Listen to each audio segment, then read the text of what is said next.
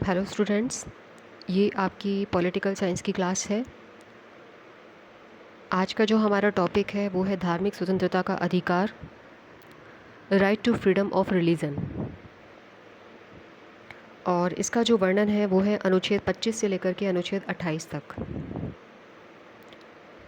इसे जो पहले की क्लासेस हैं उसके अंतर्गत हम समानता के अधिकार का अध्ययन कर चुके हैं, स्वतंत्रता के अधिकार का अध्ययन कर चुके हैं।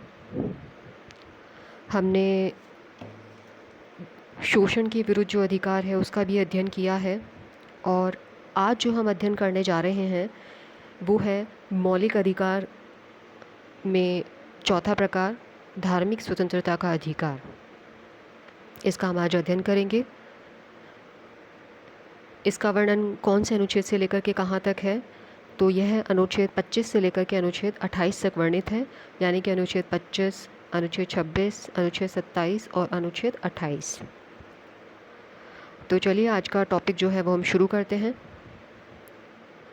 धार्मिक स्वतंत्रता का जो अधिकार है, सबसे पहले तो हम ये जानने की कोशिश करते हैं कि ये क्या है, इसकी हमें ज़रूरत क्यों पड़ी।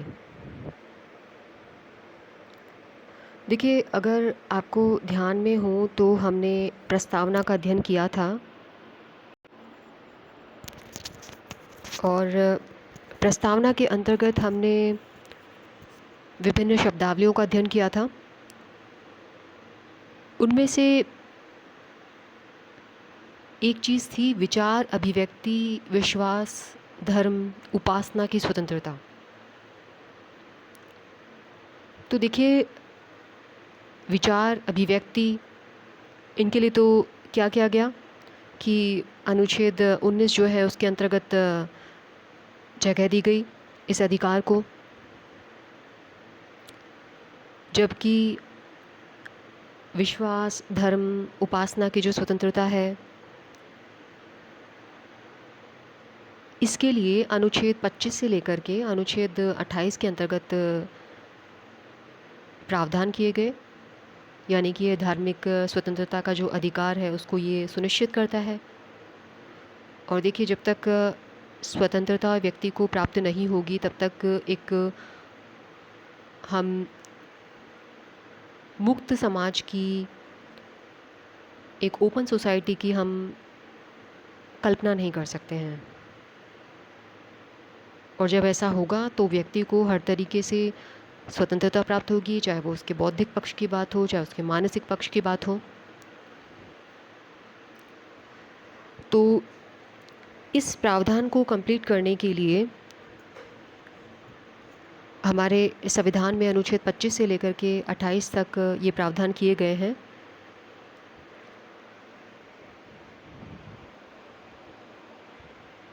ताकि हम इस आदर्श की प्राप्ति कर सकें। अब बात आती है अनुच्छेद 25 की। अनुच्छेद 25 के अंतर्गत देखिए क्या बात की गई है।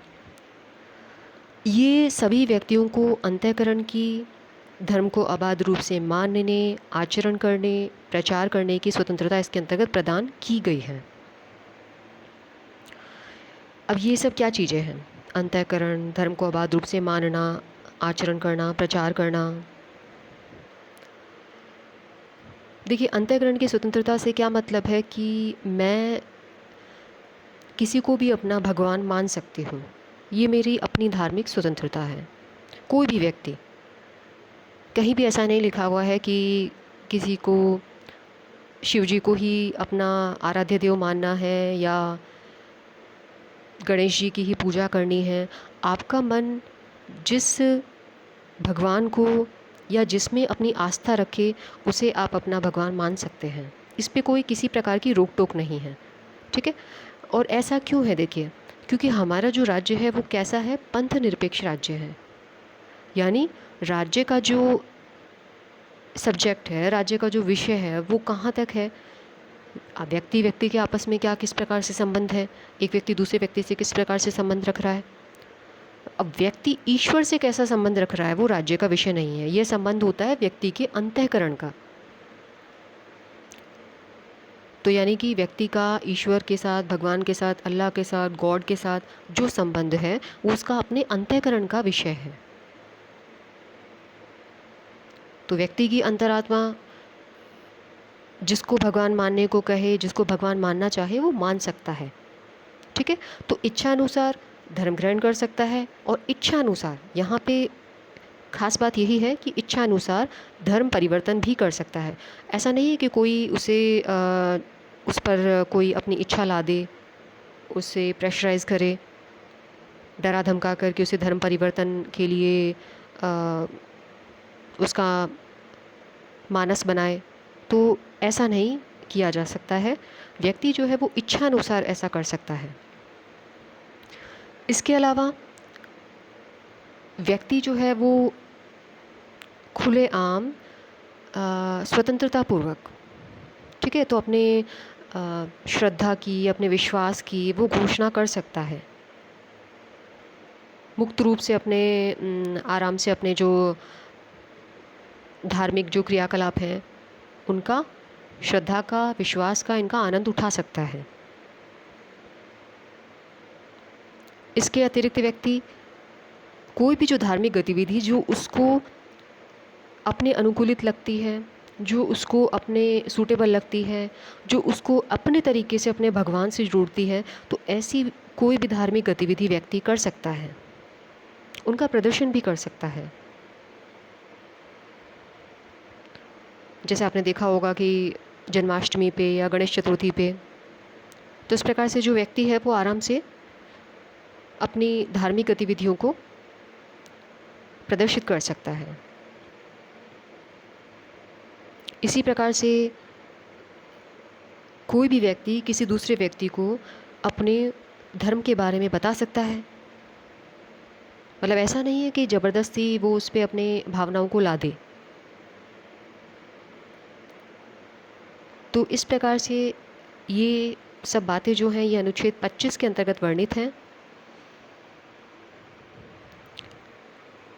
इसके अतिरिक्त देखिए इसमें ऐसा है कि जो भी हमने बातें कही हैं कि व्यक्ति किसी को भी अपना भगवान मान सकता है, किसी भी प्रकार की व्यक्ति जो है धार्मिक गतिविधि जो है वो स्वतंत्रतापूर्वक उसका आनंद उठा सकता है, तो यानी कि अपने तरीके से वो अपने भगवान से जुड़ सकता है। लेकिन देखिए ये जो सारी बातें जो हमने कही हैं, इन पर, इस धार्मिक स्वतंत्रता पर प्रतिबंध लगाया जा सकता है। वो प्रतिबंध किस प्रकार से लगाया जा सकता है? लोक व्यवस्था के नाम पर। मान लीजिए अगर कोई व्यक्ति ऐसा करता है कि वो सामाजिक सौहार्द को दूषित करे, माहौल को ख़राब करे, तो उस पर प्रतिबंध लगाया जा सकता है। अगर कोई ऐसी गतिविधि है, धार्मिक गतिविधि जो कि सदाचार के विपरीत हो, तो उस पर प्रतिबंध लगाया जा सकता है। तो इस प्रकार से इनमें रेस्ट्रिक्शंस भी हैं। इसके साथ ही हम बात करते हैं, देखिए ये जो धार्मिक स्वतंत्रता का जो अधिकार है, ये राज्य को अनुमति भी देता है। राज्य को वह अनुमति देता है कि राज्य ऐसी कोई विधि बना सकता है, ऐसा कानून बना सकता है जो कि धार्मिक आचरण से रिलेटेड जो क्रियाकलाप होते हैं, जो गतिविधियां होती हैं, मान लीजिए कोई आर्थिक गतिविधि है या कोई राजनीतिक गतिविधि है, तो उसको रेगुलेट कर सके। तो राज्य जो है वो इसके लिए कोई कानून भी बना सकता है। साथ ही सामाजिक कल्याण के लिए, सुधार के लिए जो सार्वजनिक प्रकार की हिंदुओं की जो धार्मिक संस्थाएं हैं, उनको हिंदुओं के सभी वर्गों के लिए, अनुभागों के लिए खोलने का उपबंध भी कर सकता है।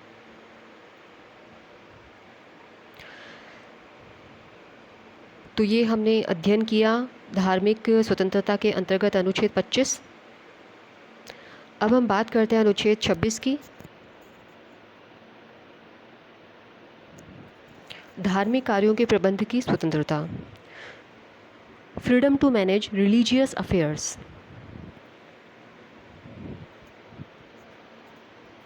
अब देखिए आपको साफ साफ दिखाई दे रहा है कि इस अनुच्छेद के अंतर्गत प्रत्येक धार्मिक संप्रदाय या उसके किसी वर्ग को सार्वजनिक स्वास्थ्य, सदाचार तथा स्वास्थ्य के अधीन रहते हुए निम्न अधिकार प्राप्त होंगे।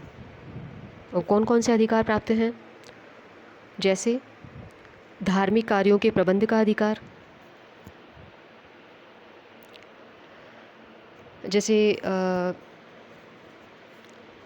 कोई धार्मिक गतिविधि होती है किसी भी जगह पे, तो उसको चलाने के लिए संसाधनों की आवश्यकता भी पड़ती है, तो संस्था जो है उसको उसके अंतर्गत ये मेंटेन करने का राइट होता है।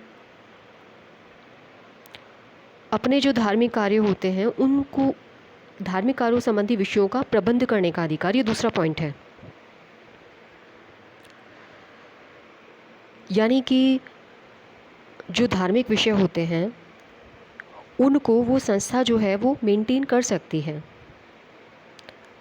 ठीक है, जैसे मंदिर हुआ या मस्जिद हुआ या अन्य कोई संस्था हुई, गुरुद्वारा हुआ। इसी प्रकार से जो चल अचल संपत्ति उसके प्रबंध का अधिकार, यानी कि मूवेबल इमूवेबल प्रॉपर्टी जो है उसके प्रबंध का अधिकार भी होता है। जैसे मान लीजिए मंदिर बनाना है, तो प्रॉपर्टी जो एक्वायर कर सकते हैं वो इसके अकॉर्डिंग कर सकते हैं। इसी प्रकार से चौथा पॉइंट है कि जो ये संपत्ति है इनके प्रशासन का अधिकार, यानी कि जो प्रॉपर्टी है इसको कानून के अनुसार इनका प्रशासन भी चला सकते हैं। ये इस अनुच्छेद 26 के अंतर्गत ये उनको राइट होता है। आगे हम बात करते हैं अनुच्छेद 27 की, आर्टिकल 27, जो कि कहता है किसी विशिष्ट धर्म की अभिवृद्धि के लिए करों के संदाय के बारे में स्वतंत्रता, freedom as to payment of taxes for promotion of any particular religion. देखिए, राज्य जो है वो किसी धर्म को प्रचारित करने के लिए, उसको बनाए रखने के लिए कोई टैक्स नहीं लगाएगा।